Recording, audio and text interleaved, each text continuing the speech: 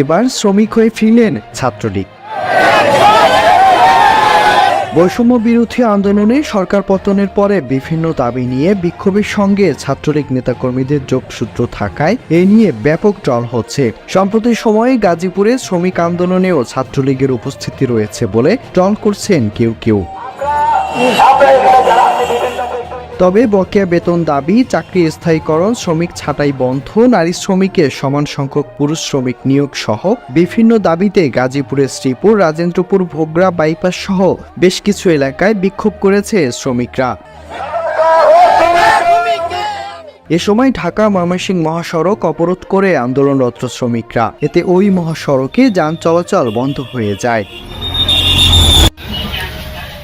এদিকে পোশাক শ্রমিকদের বিক্ষোভের মুখে শিল্পাঞ্চল আশুলিয়ায় অন্তত 60টি কারখানায় ছুটি ঘোষণা করতে বাধ্য হয়েছে কর্তৃপক্ষ।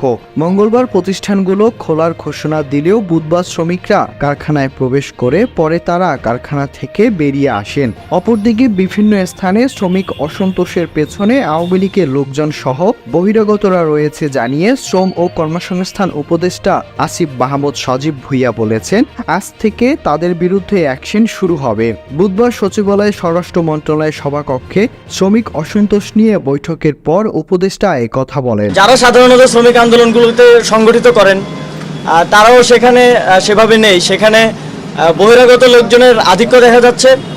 কিছু কিছু জায়গায় বেতন দেয়া নিয়ে মালিকপক্ষ বেতন দিতে দেরি করছে, সে কারণে আন্দোলন হচ্ছে। আর কয়েকটা স্পেসিফিক ফ্যাক্টরি আছে যেখানে মালিকপক্ষ পালিয়ে গেছে, সেখানে কিছুটা আনরেস্ট হয়েছে, সেগুলোকে আমরা অ্যাড্রেস করছি। সেগুলোর জন্য সরকার সফট লোনের ঘোষণা দিয়েছে এবং সেটার পরিধি আরও বৃদ্ধি করা হবে। তবে এই ছোট ছোট স্পেসিফিক কয়েকটা জায়গায় আনরেস্টকে কেন্দ্র করে যেই জায়গাগুলোতে ফ্যাক্টরি ক্লাস্টারগুলো আছে সেখানে দেখা গেছে যে বহিরাগতরা এসে এবং বেকার যুব সংঘ নামে কয়েকটা, যারা কখনোই আগে আসলে শ্রম এরিয়ার মধ্যে কোনো আন্দোলন করেনি, এসে গাড়ি ভাঙচুরের মতো ঘটনা ঘটাচ্ছে। আমরা শ্রমিক নেতৃবৃন্দের সাথে কথা বলেছি, আমরা তাদেরকে বলেছি যে আপনাদের শ্রমিকদের যে ন্যায্য দাবিগুলো আছে সেগুলো নিয়ে আমরা অনেকগুলো লং টার্ম দাবি আছে, যেমন বেতন বৃদ্ধি, লং টার্ম দাবির মধ্যে আছে শ্রম আইন। তো এগুলো নিয়ে তো আমরা লং টার্ম আলোচনা করতে হবে। আমি তো একদিনে বসে শ্রম আইন ঠিক করে দিতে পারবো না। আওয়ামী লীগের লোকেরা যেই সিন্ডিকেটগুলো সামলাতো তারা তো সেগুলো ছেড়ে চলে গেছে। এখন যারা দখলের পায়তারা করছে এবং এসে সেখানে সন্ত্রাস করছে তাদেরকে, এবং যারা বহিরাগত আছে তাদের বিরুদ্ধে সরকার কঠোর ব্যবস্থা নেবে, এটা গতকালকে আমরা বলেছি। এবং কিছু বিএনপির স্থানীয় নেতৃবৃন্দেরও আমরা সংশ্লিষ্টতা পেয়েছি। বিএনপির কেন্দ্রীয় নেতৃবৃন্দের সাথে আমাদের এই বিষয়ে কথা হচ্ছে, যাতে তারা তাদেরকে নিবৃত্ত রাখেন।